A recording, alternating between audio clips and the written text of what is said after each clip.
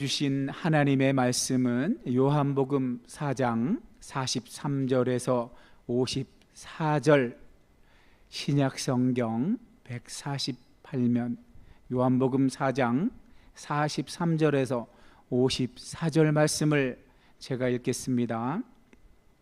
이틀이 지남에 예수께서 거기를 떠나 갈릴리로 가시며 친히 증언하시기를 선지자가 고향에서는 높임을 받지 못한다 하시고, 갈릴리에 이르심에 갈릴리인들이 그를 영접하니 이는 자기들도 명절에 갔다가 예수께서 명절 중 예루살렘에서 하신 모든 일을 보았음이더라. 예수께서 다시 갈릴리 가나에 이르시니 전에 물로 포도주를 만드신 곳이라.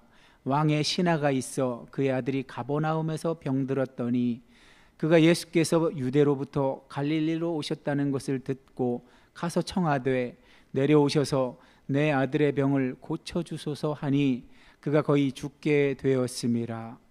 예수께서 이르시되 너희는 표적과 기사를 보지 못하면 도무지 믿지 아니하리라. 신하가 이르되 주여 내 아이가 죽기 전에 내려오소서. 예수께서 이르시되 가라 내 아들이 살아있다 하시니 그 사람이 예수께서 하신 말씀을 믿고 가더니 내려가는 길에서 그 종들이 오다가 만나서 아이가 살아있다 하거늘 그 낫기 시작한 때를 물은즉 어제 7시에 열기가 떨어졌나이다 하는지라. 그의 아버지가 예수께서 내 아들이 살아있다 말씀하신 그때인 줄 알고 자기와 그 온 집안이 다 믿으니라. 이것은 예수께서 유대에서 갈릴리로 오신 후에 행하신 두 번째 표적이니라. 아멘. 오늘은 내 아들이 살아있다 라는 제목의 말씀으로 함께 은혜 받기를 원합니다. 아멘. 자, 한 주간도 잘 지내셨습니까? 네, 늘 한 사람만 그렇게 말씀하시면 제가 섭섭하죠. 이 시간이 제일 저는 뭐랄까 이렇게 시작할 때, 도입할 때 이 부분 때문에 사실 잠을 못 이룹니다. 이건 일주일 전에 제가 준비를 해 놓았어도 말씀을 준비해 놓은 거랑 또 다릅니다. 왜냐하면 변하기 때문입니다. 제가 변하는 것이 아니라 하나님께서 제 생각을 변하게 하십니다. 그래서 저는 늘 열어놓고 기다려야 됩니다. 오늘은 교회 오기 직전까지도 열어놓아야 합니다. 근데 오늘 마침 감사하게도 여느 때처럼 집에서 택시를 콜해가지고 목발을 짚고 계단을 내려와서 택시를 탑니다. 그런데 오늘 저를 이렇게 이동시켜 주시던 기사님께서 뭐랄까 다른 분들과 좀 다르게 제게 무슨 자랑을 하시더라고요. 무슨 자랑인고 하니 손주 자랑이에요. 손주 자랑. 이분이 왜 손주 자랑을 했냐면 제가 그분 운전석 그 계기판 옆에 한 중고생으로 보이는 남녀가 있길래 저 사진은 뭐죠? 했더니 예, 제 손주입니다. 아유, 제가 손주 자랑 좀 해야겠네요 하고 막 휴대폰을 뒤지더니 폴더블 폰이 이렇게 거치되어 있는데 거기에 손주 사진을 더 확대해서 막 보여주고 하시더라고요. 저는 내심 부러웠습니다. 행복하시구나. 제가 여쭤봤습니다. 행복하시군요. 아니, 그럼요. 제가 그 행복해 하시는 모습에 찬물을 끼얹으려고 그런 게 아니고 저분이 정말 행복하신가 궁금해졌어요, 갑자기. 그래서 제가 늘 궁금해했던 오늘날의 이 세상이 너무 빠르게 변하잖아요. 근데 이 오늘날 변하는 세상의 모습을 한번 여쭤봤어요.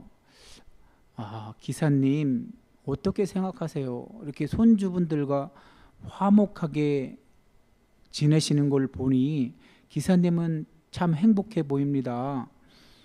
근데 저는 어떡하죠? 저는 틈만 나면 독립하고 싶거든요.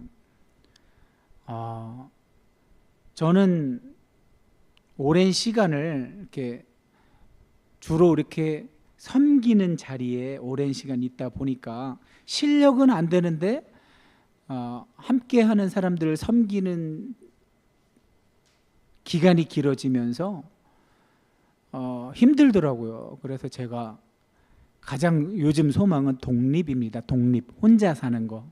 어떻게 하면 혼자 살 수 있을까?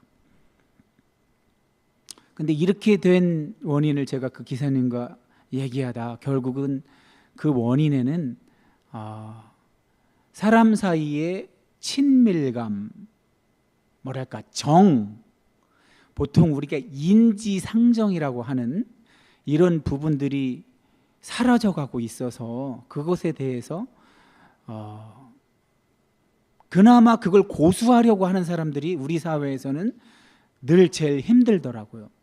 그런 걸 중요하게 생각하는 사람들은 이기적이 될 수가 없거든요. 자꾸 타인을 생각하게 되고 타인과 함께 사는 걸 중요하게 생각하고 타인이 안 하면 자기가 하게 되고 또 처음엔 타인한테 왜 안 하냐고 잔소리를 해보지만 그들이 변하지 않으면 잔소리를 멈추고 자기가 하게 되죠. 이렇게 주변에서 자기가 주로 많이 섬기는 사람들은 조심해야 합니다. 우울증에 걸릴 확률이 높아요. 그걸 자기 실력으로 하려고 그러면 한계가 오거든요. 근데 우리 기독교는 그걸 자기 실력으로 하지 않는다고 성경이 증언을 해요. 그거는 사랑 그 자체이신 성령 하나님께서 그 안에서 해주시기 때문에 가능한 일이거든요. 근데 제가 이 말을 시작하게 된 근거는 오늘날 우리 사회가 자꾸 무정해지고 정이 없어지고 친밀감이 사라지고 극단적 이기주의만 팽배해지고 이렇게 된 데에는 우리 그리스도인의 몫이 한몫하고 있지 않나 하는 반성하는 의미에서 사실은 그 기사님과 그런 종류의 대화를 나눈 건데, 사실은 제가 끝에서는 제가 자신 있게 용감하게 담대하게 밝히지는 못했어요. 다만 종교 영역에 종사하는 사람으로서 아까 혼자 살고 싶어지는 게 소망이라고 했지만 마지막에 내리기 직전에는 사실은 제가 이렇게 계란으로 바위를 치는 것 같지만 저는 이렇게 극단적 이기주의, 개인주의로 가는 이 시대적인 풍조 속에서 오히려 공동체를 만들어 보고 싶습니다. 공동체.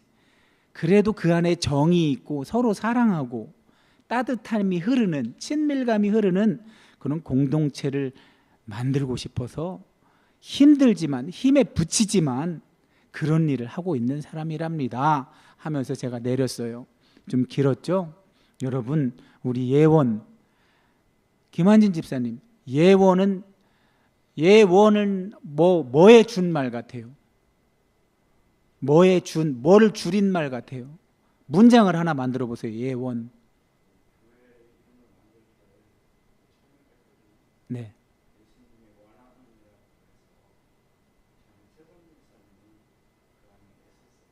그러셨구나.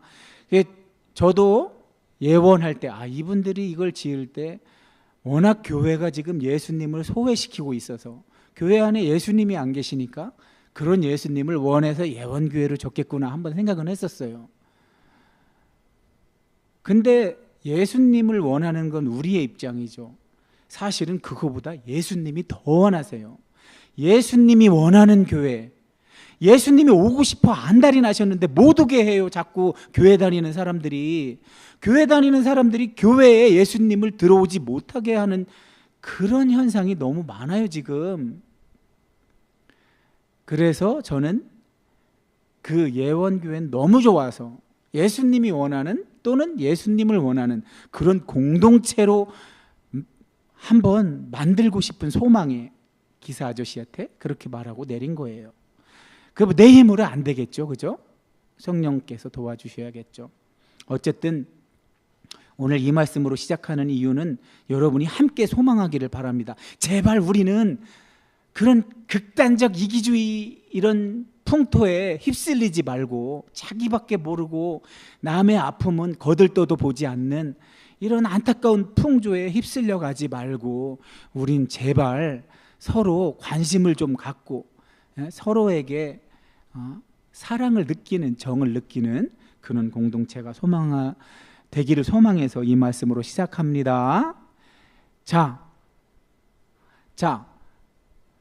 왼쪽 건 배성환이가 좀 빠르게 읽어봐. 배성환, 이 마이크 받아. 오른쪽 건 우리 김한진 집사님이 연령이 그럴 것 같아서. 자, 시작. 왼쪽 거. 제가 신학생들에게 강의할 기회가 있었는데 내가 이런 데 취재 가면서 이해 안 가는 게 하나 있었다. 미국 신학교는 한국 신학생이 아니면 운영이 안 된다는데 한국 신학생이 쪽수를 다 채워주고 재정을 다 책임진다는데 왜 이 땅에서 이렇게 멋진 프란체스코 성인 못지않은 사람들이 있고 기독교적으로 제2의 예수라고 할 만한 분이 이렇게 현실적으로 살고 자기 십자가 지고 자기의 사심은 하나도 없이 이렇게 산 사람들이었는데 이런 데를 내가 다녀봐도 한국 신학생들이 여기 와 있는 것은 한 번도 본 적이 없다. 아니 어디로 외국에는 그렇게 순례를 그렇게 많이 다니고 외국 신학교는 그렇게 많이 가면서 왜 가까이 있는 이런 데는 한 번도 안 찾아보냐? 이런 분들이 이 땅에서 새로운 예수를 꽃피우신 분들 아니냐? 제가 이제 그런 얘기를 한 적이 있습니다. 네, 수고하셨습니다. 요거부터 잠깐 짚고 그 다음에 김한진 집사님 오른쪽 거 읽으세요. 마이크는 넘겨주세요. 자, 이 말은 누가 한 거냐면 한겨레 신문의 종교 전문 기자, 종교부 기자로 꽤 오랜 시간 기자 활동을 하시다가 얼마 전에는 은퇴하신다는 얘기는 들었는데 하셨는지는 모르겠어요. 이분이 작년 이맘때쯤 원주에 목사님들을 모아놓고 자신의 책, 자신이 국내뿐 아니라 전 세계적으로 이 종교의 영성가들, 정말 예수처럼 살고 있는, 기독교 쪽에는 예수처럼 살고 있는 그런 많은 분들을 탐방해서 인터뷰한 내용들을 책으로 냈는데 그 책을 북 콘서트 형식으로 목사님들 앞에서 할 때 영상으로 제가 잘라다가 영상으로 보여주면 가장 확실한데 그렇게 되면 요즘은 저작권 문제 이런 게 또 심각해요. 그래서 전에 한번 제가 TV 프로그램 중에 히든싱어인가 거기서 양희은 씨 편을 잘라다가 했는데 구글에서 알려주더라고요. 저작권 문제. 구글이 이건 저작권 문제에 걸릴 수 있습니다 하고 미리 알려줘서 저런 걸 영상을 가져올 땐 조심해야 되겠구나 해서 제가 그걸 그냥 타이핑을 해서 이렇게 옮긴 겁니다. 저 얘기는 뭐냐 하면 이분이 국내에도 너무나 훌륭한 기독교 진영뿐만 아니라 타 종교권에도 정말 예수처럼 사는 분들이 아직도 있대요. 이분이 탐방을 가서 취재를 해보면 너무너무 훌륭하신 분들이 아직도 많다는 거예요. 근데 정말 놀랍게도 그곳에 신학생들은 안 온대요. 신학생들은 누굽니까? 목회자가 되기 위해서 공부하는 사람들이잖아요. 그 신학교를 졸업하고 풀타임 사역 2년 하면 안수를 받아서 목사가 될 사람들인데 목사가 될 사람들이 돈을 싸질머지고 가서 외국 유학 가서 공부는 하는데 이런 예수처럼 살고 있는 사람들의 삶을 보러는 안 오더라는 거예요. 그래서 놀라서 저런 말을 한 거예요. 사실 저분이 이제 저렇게 일반화시키는 말씀을 하시면 안 되는데 아주 소수는 저기 가는 사람이 있어요. 저도 갔다 왔어요. 저런 공동체를 갔다 왔는데 정말 진짜예요. 진짜 예수님처럼 살아요. 정말 사랑이 넘치고 그러나 저기에도 한계가 있어요. 그 한계는 뭐냐면 저렇게 사는 사람들을 예수님께서는 저렇게 사는 사람들에게 원했던 것이 뭐냐 하면 도시를 떠나서 어디 한갓진 데에서 공동체를 이뤄서 저렇게 살라고 한 것이 아니라 당신들의 그런 사는 모습을 도시에 와서 보여주라는 거예요. 사람들이 많이 사는 곳에 와서 그런 모습을 보여주면 그들이 당신들의 삶을 보고서 하나님이 계신 것을 인정하고 하나님께 영광 올려드리고 복음이 전파된다는 거예요. 그들을 개종시키라는 얘기가 아니라 제사장적 삶을 보여줘서 하나님이 계시다는 걸 그들이 인정할 수밖에 없도록 만들으라는 거죠. 근데 제가 그걸 저런 걸 가지고 공동체를 만드신 분께 질문을 하자 이분이 뭐라고 말씀하셨냐면 약간 목소리가 격앙되시더라고. 화를 내시는 분위기로 미쳤냐고, 내가 내 아이들을 이렇게 잘 양육해놨는데 이 아이들을 다시 공교육 같은 데로 보내서 그 아이들이 다시 거기에 물들면 어떡하라고, 내가 그 아이들을 그쪽으로 파송하냐고, 세상으로 파송하겠느냐고, 그런 말을 듣고 제가 충격을 받은 적이 있습니다. 여기는 완전히 예수님의 명령을 실천한 건 아니구나. 수준은 높고 성숙한 그리스도인으로 성숙해 가고는 있지만 완벽하게 예수님의 가르침을 실천하는 건 아니구나, 이런 생각을 했던 적이 있습니다. 그러니까 신학생들 아까 저 왼쪽에 있는 저 말씀을 읽었을 때는 신학생들이 지금 추구하려고 하는 거는 경험된 것, 검증된 것만 믿으려는 행위의 일환이에요. 서구 신학을 배운다는 건. 왜? 서구 신학이 그리로 가버렸으니까 보고 믿다는 것밖에 안 되는 거거든요. 저건 언젠간 돌아가신 이어령 교수님께서 과학 분야를 얘기하는 거랑 마찬가지예요. 과학은 설명할 수 있는 것을 설명하는 게 과학이에요. 그 수준밖에 안 되는 거예요. 그 수준을 추구하고 있는 거예요, 신학생들은 지금. 자, 그렇다면 이어령 교수님에 의하면 총 3단계가 있는데 예술의 단계가 있고 종교의 단계가 있는데, 그럼 예술의 단계로 한번 가보자고요. 예술의 단계는 설명할 수 없는 것을 설명하는 게 예술이라고 이어령 교수님이 말씀하신 적이 있는데, 김한진 집사님 얼른 우측을 한번 읽어주세요. 박찬욱 감독 박씨 칸 심사위원상 수상. 2009년 박찬욱 감독의 박쥐가 지난 24일 저녁 열린 62회 칸 영화제 시상식에서 영국 영화 피시탱크와 공동으로 심사위원상을 수상했다. 심사위원상은 황금종려상, 심사위원 대상, 감독상, 나무주연상, 여우주연상과 각본상에 이어지는 칸 영화제 시상식의 7번째 영예다. 박 감독은 2004년 올드보이로 심사위원 대상을 받은 바 있다. 아무래도 저는 진정한 예술가가 되려면 멀었나 봅니다. 창작의 고통이라는 게 뭔지 잘 모르기 때문입니다. 제가 아는 것이라고는 오로지 창작의 즐거움뿐입니다. 아멘. 여러분은 다른 거 위엔 놔두고 워낙 유명하잖아요. 박찬욱, 그러니까 이창동 감독, 박찬욱 감독, 봉준호 감독, 시간 순서대로 이 세 분은 저 프랑스의 깐느하고 친하죠. 깐느에서 상을 받은 사람들이에요. 물론 황금종려상이라는 가장 영예스러운 상은 봉준호 감독만 받았어요, 기생충으로. 근데 이제 먼저 선배들이 깐느의 문을 두드린 분들이 이창동 감독과 박찬욱 감독이 있었는데, 여긴 지금 박찬욱 감독의 얘기예요. 왜 제가 박찬욱 감독의 얘기를 가져왔냐면 저렇게 말할 수 있으면 멋있는 거예요. 아무래도 저는 진정한 예술가가 되려면 멀었나 봅니다. 창작의 고통이라는 게 뭔지 잘 모르기 때문입니다. 제가 아는 것이라고는 오로지 창작의 즐거움뿐입니다. 저 정도 말하려면 수준이 꽤 높아야 돼요. 저 짧은 말이지만 저 짧은 말 속에 엄청난 의미가 들어있거든요.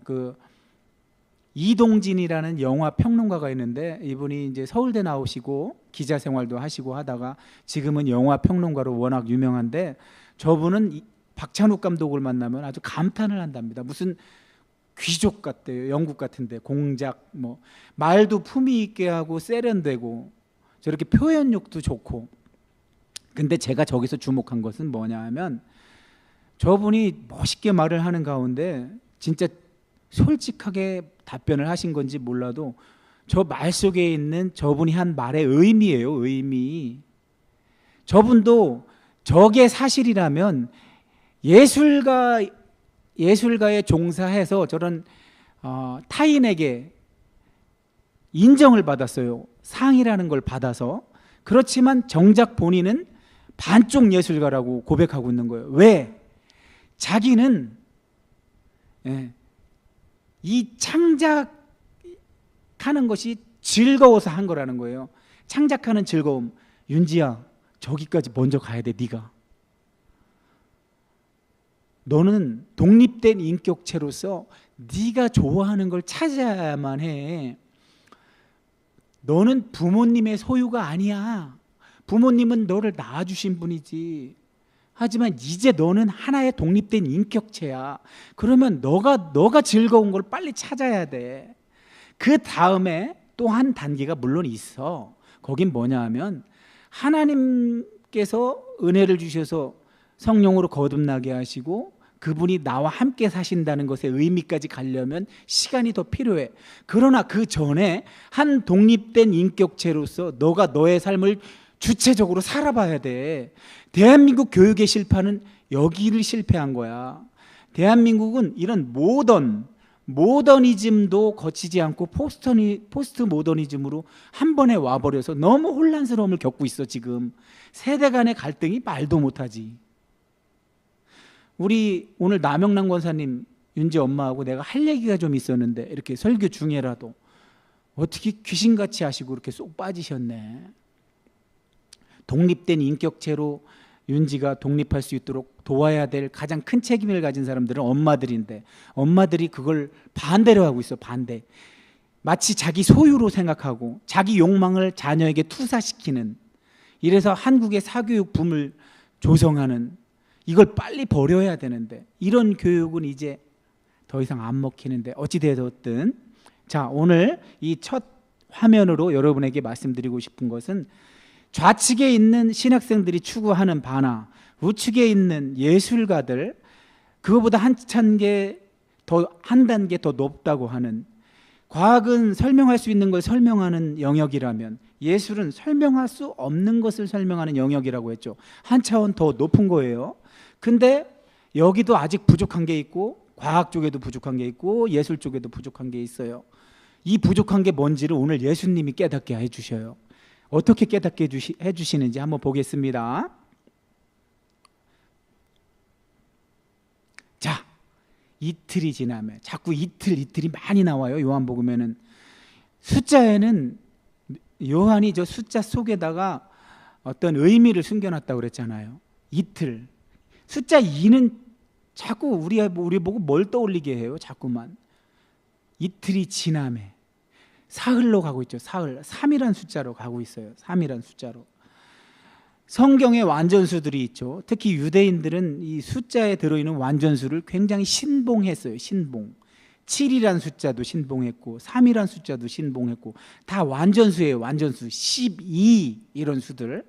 그래서 이 자도 아직 뭔가 부족한데 완성하기 위한 3으로 가는 과정에 있는 거예요. 그래서 예수님은 자꾸 3으로 가기 위해서 지금 자꾸 이동하시는 거예요. 이동. 어디로 이동하셨냐? 갈릴리. 거기를 떠나 갈릴리로 가셨대요. 성환아, 거기가 어디야?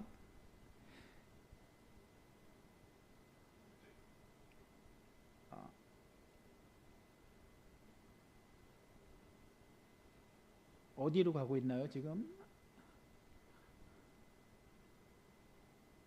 자, 레이저 포인트를 누르려고 하다 엉뚱한 데를 눌러서 수가죠. 수가. 여기서 있었죠. 여기서 세례 요한이 이제 제자들이 와갖고 예수님의 제자들이 사실은 세례를 준 건데 예수님이 세례 준 것처럼 말을 하면서 막 사람들이 일로 다 몰린다고. 누구는 세례 요한은 제자들하고 여기서 세례 주고 있었는데 에논이라는 데서. 근데 여기서 한참 세례 주고 있는데 세례 요한하고 세례 요한 제자들의 얘기가 나오고 그 다음에 다 끝난 다음에 이제 여기로 갔죠. 수가성. 여기 세겜이에요. 세겜. 그리심산과 에벨산 사이에 있는 세겜에 수가성 우물가에서 예수님이 사마리아 여인과 얘기하다가 예배. 예수님의 지난주 핵심은 뭐예요? 공간, 어디서, 지역이 중요한 게 아니야. 어디서 예배, 예루살렘이나 그리심산에서 예배하는 게 중요한 게 아니라 어떻게 예배하느냐가 중요할 때가 와. 그때는 이제 하나님께서 이렇게 예배하는 자를 찾는데 어떻게 예배하는 자 찾는다고 그랬어요? 김한진 집사님? 송태희 어떻게 예배하는 자를 찾는다고 했어? 내가 예배 시작 전에 너한테 딱 알려줬는데 어떻게 예배하는 자를 찾는다고 그랬어? 뭐와 뭐로? 영과 진리로 예배하는 자. 영과 진리로 예배하는 자를 찾는다고 했는데 이게 무슨 뜻이라고 했어요? 성령과 말씀으로 예배하는 자를, 결국은 아까 제가 3이라고 했잖아요. 3. 삼위일체 하나님, 예배를 받으시는 성부 하나님께 성자와 성령께서, 이 그림은 딱 무슨 그림이에요? 광야의 성막이죠. 성막. 우리 안에 예수님은 자기가 성전이라고 그랬잖아요. 성전이신 예수님이 우리 안에 와 계시죠. 그럼 바울은 얘기하잖아요. 너희가 너희 몸이 성전인 줄을 알지 못하느냐? 성령님이 거하시는 전인 줄 알지 못하느냐? 성령님이 거룩함으로 너희도 거룩할지니라. 그러니까 성막이 우리 안에 들어와 있는 거예요. 성막에는 항상 왼쪽에 맞은편에 진설병을 비추고 있는 등잔대, 성령의 상징이죠. 진설병, 생명의 떡이신 예수님의 상징. 자, 예수님이 십자가에 돌아가실 때 휘장이 찢어지고 성부 하나님의 발등상이 보이죠. 그 법궤잖아요.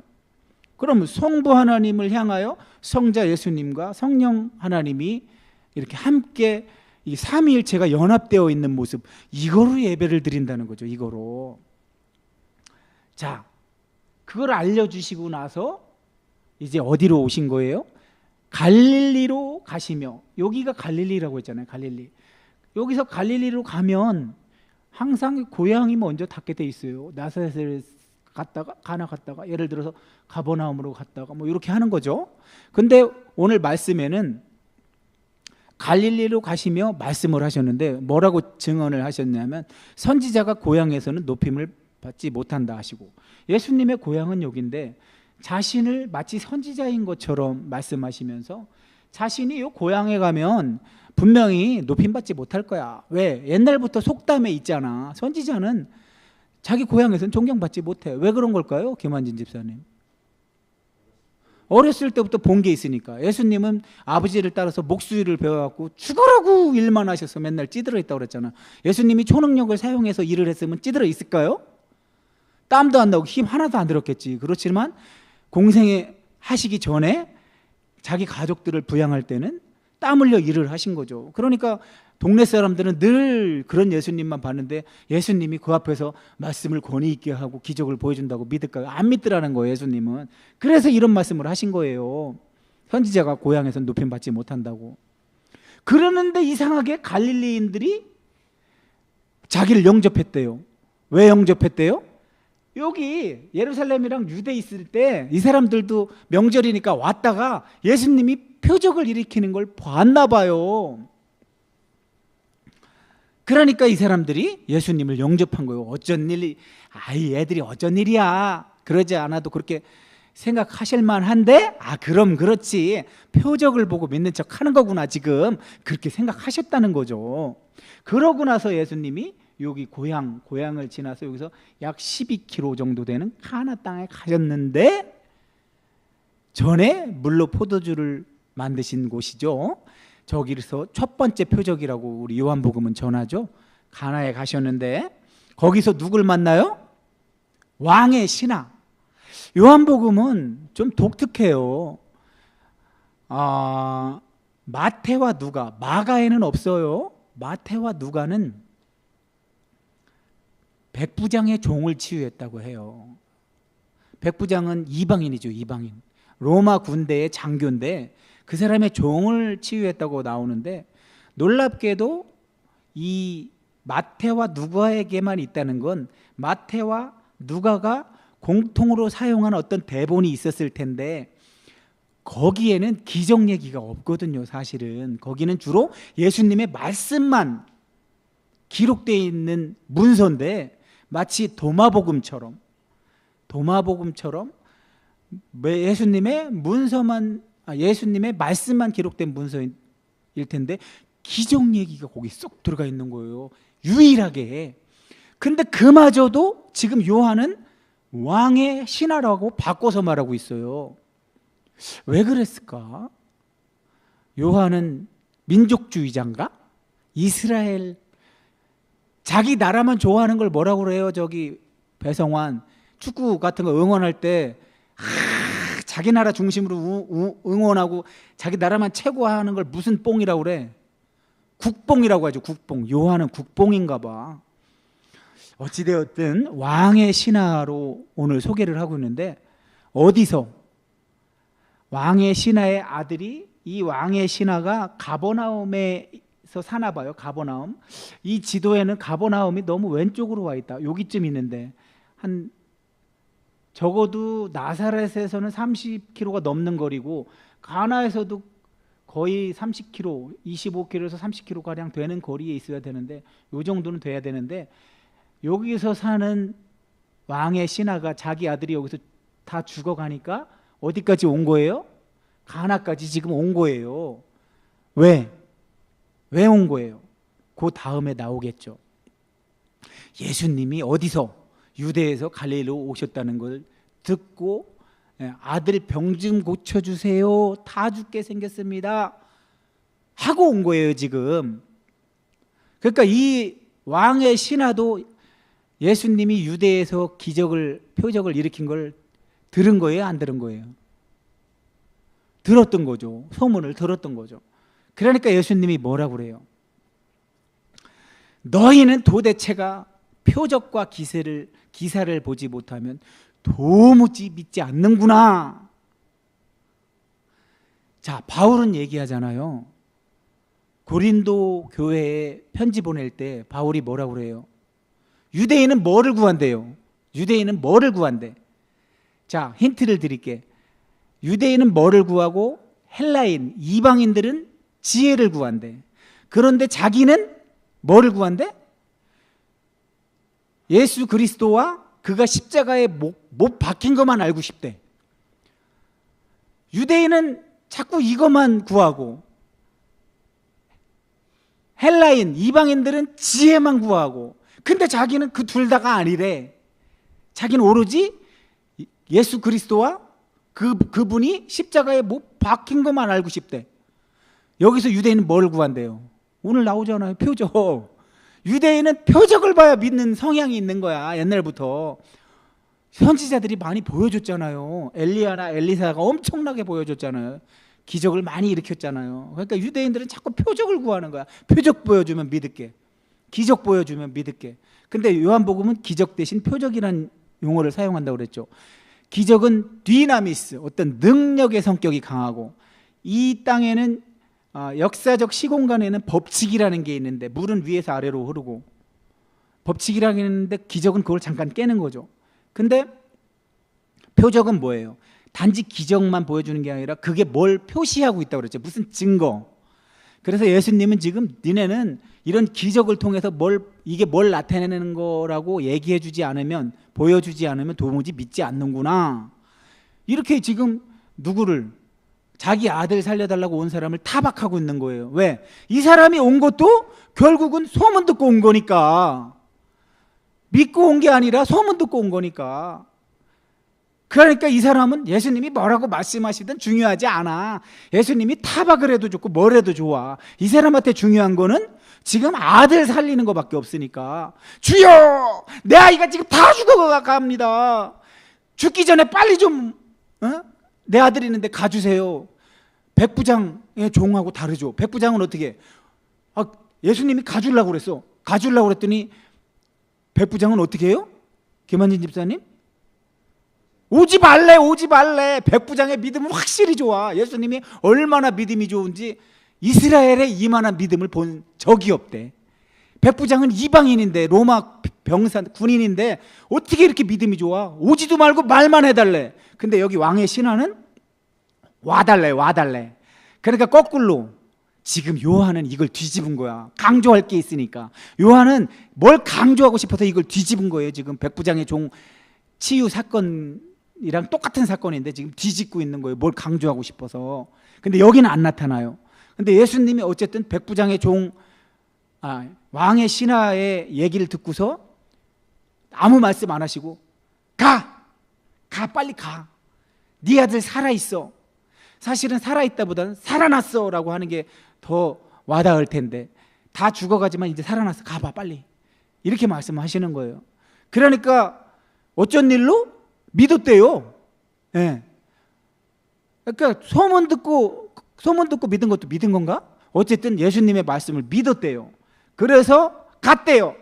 근데 가고 있는데, 자, 아까 그 지도에서 가나에서 적어도 가버나움까지는 한 25km에서 30km 뭐 된다고 볼 때, 중간에 어디서 만났는지 모르지만 내려가는 길에 종들을 만났대요. 자기 종들을.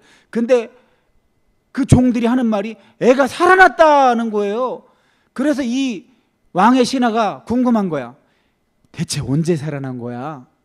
사실은 이거는 요한이 자꾸만 그쪽으로 몰아가고 있는 거예요. 지금 요한이 의도한 바가 있으니까. 나았으면 됐지, 그 시간은 왜 물어봐? 근데 시간을 딱 물어보니까 어제 7시에 열기가 떨어졌나이다, 종들이 그러는 거예요. 그래갖고 이 왕의 신하가 생각을 해보니까 그 시간이면 7시면 우리나라 시간으로 하면 항상 6을 더해라고 그랬죠. 그럼 어떻게 되는 거야? 1시죠. 1시. 오후 1시. 7시는 아침 7시라고 할 때 오후 1시죠. 오후 1시에 그 시간은 예수님이 가라, 네 아들 살아났다 말씀하신 그때라는 거예요 지금. 그래서 제가 오늘 제목을 말씀하신 그때로 할까 하다가, 저거는 나레이터가 설명하는 말이고, 진짜 하나님의 말씀, 예수님의 말씀은 가라, 내 아들이 살아있다니까 제가 제목을 그걸로 정한 거예요.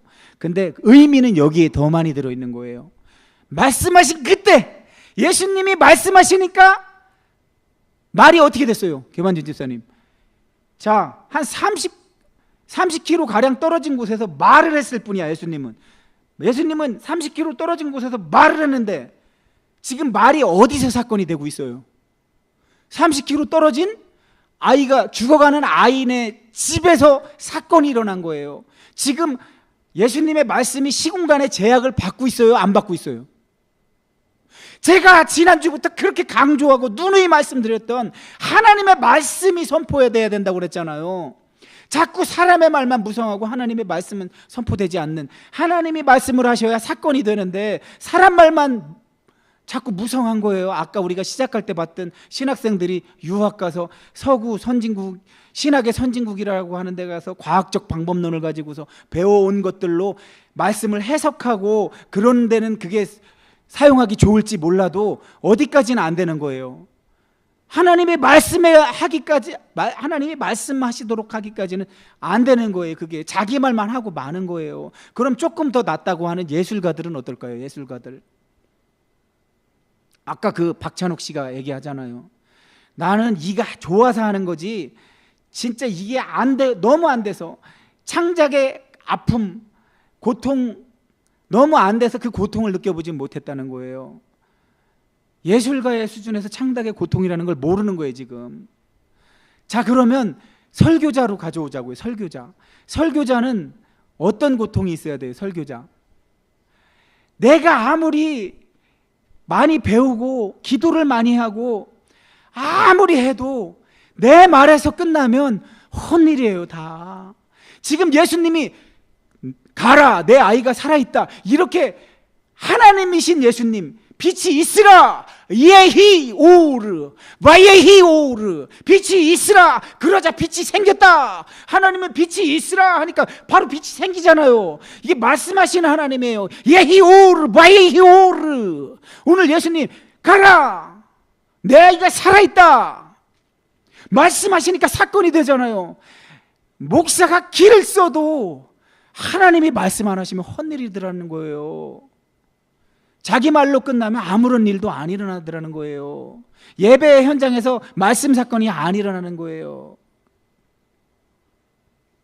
그러면 말씀 사건이 안 일어나면 어떻게 돼요? 성도들의 삶이 변화되지 않죠. 말씀을 듣는 청중들이 말만 딱 듣고 가갖고는 똑같이 생활을 하죠. 예레미야는 뭐라고 해요? 너희가 마당만 밟을 뿐이니라. 이사야가 얘기하죠. 이사야는 마당만 밟고 갔다고 얘기를 하죠. 와서 성전에 와서 마당만 밟고 가는 거야. 예레미야는 성전 뜰만 밟고 가잖아. 니네 삶은 하나도 안 변하잖아. 똑같은 거예요. 사람의 말을 듣고 가서 변할 수가 없죠. 뭐 사람의 말을 듣고 재미가 있었다든지 그런 건 가능할지 모르겠어요. 그러나 말씀이 사건이 되는 하나님의 말씀이 선포되지 아니하면, 하나님이 직접 친히 말씀하지 않으시면 사건은 안 일어나는 거예요. 그래서 오늘날 이렇게 교회가 경건의 모양만 있고 능력은 부인하게 되는 거예요. 아예 믿지를 않아요. 나가서 믿음의 삶을 살지를 못해요.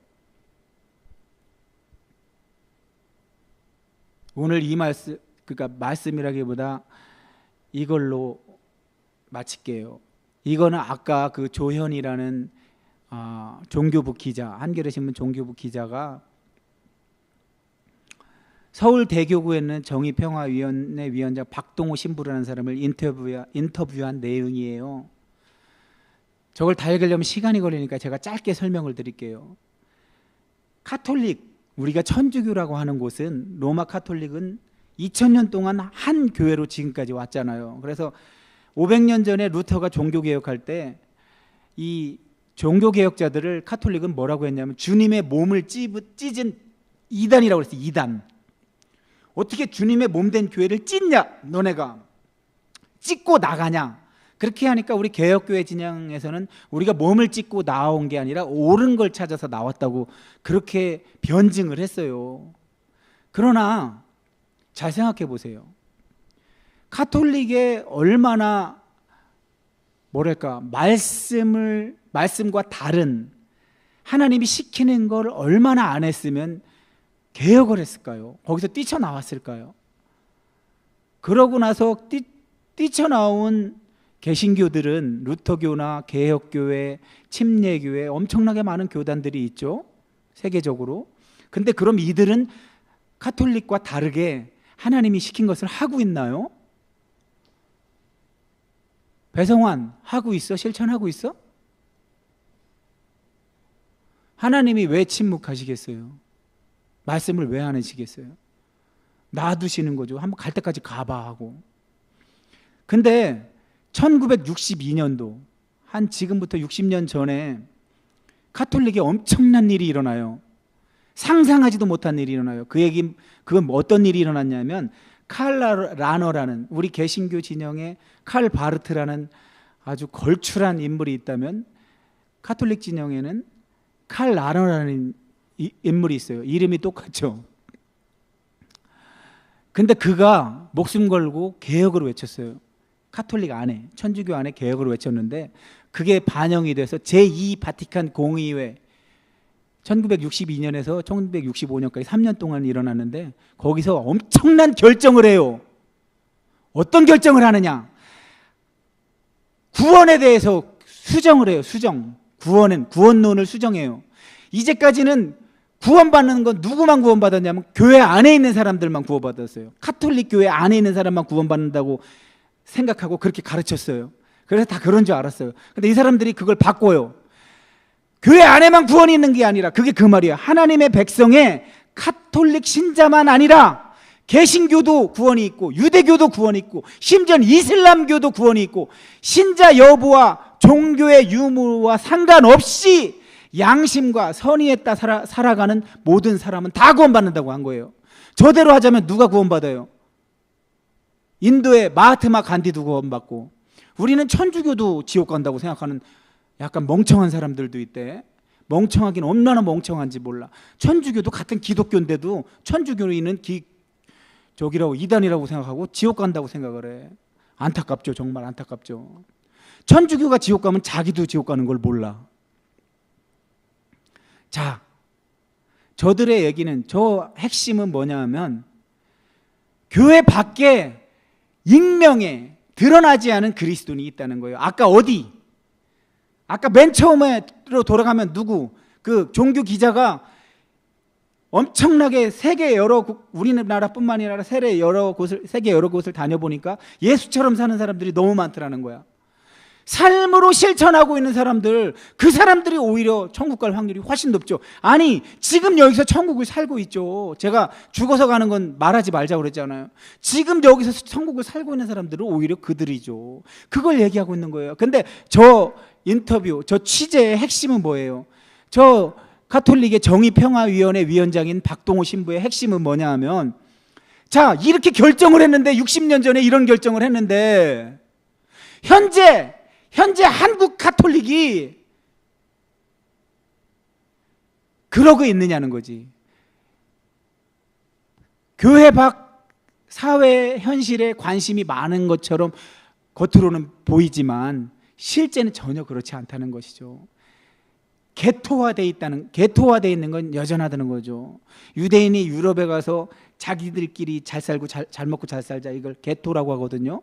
지금 개신교는 우리끼리, 가톨릭은 옛날부터 개토화되어 있었고, 이런 현상이 오늘날에도 일어나고 있다는 거죠. 실제로 저런 공의회에서 결정을 했는데도 실제로는 살지 않고 있다는 거죠. 오늘 결론을 맺겠습니다. 자, 아까 박찬욱 감독이 그런 얘기했죠.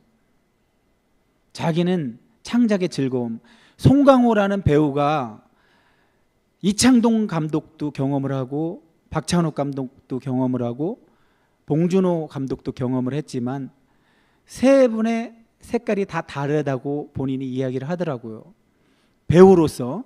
근데 이 박찬욱 감독의 색깔은 그 어떤 그 뭐랄까, 다른 분과 다른 그 작품성, 고유한 어떤 창의성, 그분은 순수 창작을 추구하는 분 같아요. 제가 봐도 이창동 감독이나 봉준호 감독은 사회성이 짙은 주제들을 영화에 담는데, 이 박찬욱 감독은 약간 순수 창작 쪽이 강하더라고요. 근데 어찌되었든 이분이 창작의 고통을 그 수준까지 갔다면 인생의 고통을 좀 더 영화에 담아내지 않을까. 그 인생의 고통에는 여러 형태가 있지만 그 인간으로서 가지는 그 한계 때문에 겪는 고통을 얘기할 수 있지 않았었을까. 그래서 여러분에게 이 말씀으로 결론을 드리고 싶어요. 여러분 속지 마세요. 아까 신학생들 봤죠? 목사가 되는 사람들이 어떤 경로를 통해서 목사가 되고 어떻게 자기 말을 하는지 아까 봤잖아요. 근데 자기 말을 해서는 답이 없다고 그랬잖아요. 자기 말로 끝나서는 우리가 하나님의 나라를 경험할 수 없다고 그랬잖아요. 그러면 자기 말로 끝나지 않고 하나님의 나라를 경험케 중매를 하고 중개를 하고 인도해 줄 우리의 지도자를 여러분은 어떻게 할 수 있을까요? 그거는 아까 박찬욱 감독이 얘기한 창작의 고통도 아는 수준에 있는 사람. 잘 들어요, 여러분. 그냥 직업 목사로서 그냥 사람의 하는 말에서 그치고 그냥 그럭저럭 생존을 위해서 이런 목양 사역을 그냥 비즈니스처럼 하는 사람들이 모르는 수준이 있어요. 그게 뭐가 있냐면, 아무리 자기가 외국 유학을 갔다 오고 선진 신학, 서구의 신학을 아무리 많이 배워오고 해서 성경을 원문으로 잘 해석하고 주석하고 월등한 능력을 가졌어도 이분들이 모르는 게 하나 있어요. 그게 뭐냐 하면, 하나님이 사로잡아 준 사람, 하나님이 그 안에서 성령 충만케 해서 하나님과 동행하는 사람의 특징이 있어요. 김환진 집사님, 그런 사람은 절대 목회가 신나, 재밌어, 늘 세련된 인자한 얼굴에, 온화한 얼굴에 말도 차분하게 덕스럽게 하고 항상 웃으면서 맞아주고 악수 아닐 확률이 무지 높아요. 오히려 진짜 하나님이 개입해서 그의 삶을 주관하시고 그를 통해서 하나님이 친히 말씀하시는 사람들의 모습은 오히려 누구처럼 나타나냐면, 성경 속 인물로 하면 욥과 같은 사람, 예레미야와 같은 그런 사람일 확률이 훨씬 높아요. 자기 생일을 저주하고, 하나님 나 좀 놔주세요, 제발 그만 좀 놔주세요. 하나님 다른 사람 많잖아요, 왜 하필 저예요? 그냥 저를 예레미야는 어릴 때부터 선택함을 받았고 저는 나이가 어려요. 저는 말도 잘 할 줄 몰라요. 모세는 어떻게 해요? 저는 말이 어눌한 자입니다. 광야에서 40년이나 굴러먹었었는데 제가 언어 다 까먹었죠. 그런데도 하나님은 설득하죠. 네? 자, 이런 형태, 하나님이 자꾸만 가만 안 놔두고 그를 사로잡아서 하나님의 일을 시키는 사람들은 자발적이지가 않아요. 나서질 않아요. 자기 자랑은커녕 안 할게요. 늘 사도 바울에 가면 절정에 이르르는데 사도 바울은 뭐라고 하느냐면 하나님 저 좀 데려가세요. 고만 제발 좀 데려가세요. 그렇게 진하게 사역을 했는데 혼자 남아서 감옥에 자기를 따랐던 사람들조차 다 배신하고 떠났어. 믿음에서 파선했어. 추워 죽겠어. 디모데야 올 때 요한 좀 데리고 오고 내 옷 좀 가져와. 추워 죽겠어. 없어. 주변에 아무도 없어. 다 배신하고 떠나고 홀로야. 사도 바울의 꿈은 하나님 나 좀 제발 이제 데리고 가세요. 할 만큼 했잖아요. 그러나 사도 바울이 예수님처럼 얘기를 해요. 예수님도 그러죠. 이 잔을 제발 제게서 걷어가 주세요. 그러나 내 뜻대로 말고 아버지 뜻대로 해주세요. 사도 바울, 내가 하나님 품으로 가는 것이 너무 좋아. 너무 좋아. 근데 내가 그래도 마음은 굴뚝 같은데, 가고 싶은 마음이 굴뚝 같은데 왜 여기 남아있느냐? 하나님은 내가 남아있는 게 당신들에게 좋다고 생각하시나 봐요. 그래서 내가 남아있는 거예요. 이렇게 목회를 해요. 이렇게 목양을 해요. 진짜 배기들은 이렇게 한단 말이에요. 차라리 안 태어났으면 하나님이 자기를 사로잡아줘서 사역을 시키는 게 너무 괴로워요. 너무너무 괴로워서 빨리 하나님 품에 가고 싶다고 고백하는 게 진짜라고 보시면 됩니다. 분별하세요, 여러분. 이 시대에 그런 캐릭터들이 잘 없어서 하나님의 말씀이 기갈인 거예요. 더 이상 말씀하시지 않는 이런 현상이 온 거예요. 여러분, 기도합시다. 다른 거 기도하지 말고 그거 기도합시다. 이 시대에 하나님 고만 좀 제발 침묵하시고 그런 신실한 종, 진짜 하나님이 사로잡아 주신 그런 신실한 종 보내주셔서 그 종의 입술을 통해서 제발 말씀해 주세요. 이런 기도 드립시다. 그럴 때 우리가 살아나고 교회가 살아나고 공동체가 살아나고 그 공동체가 하나님 나라로 바뀝니다. 그 공동체가 하나님 나라를 경험하는 주의 자녀들로, 그런 하나님 나라를 증언하는 자들로 가득 차는 날까지 우리의 기도를 멈추지 맙시다. 이것이 오늘 우리 하나님께서 저와 여러분에게 주시는 말씀인 줄 알고 아멘으로 화답하며 그 길로 나아가기를 소망합니다. 기도하겠습니다. 고맙고 감사하신 아버지 하나님,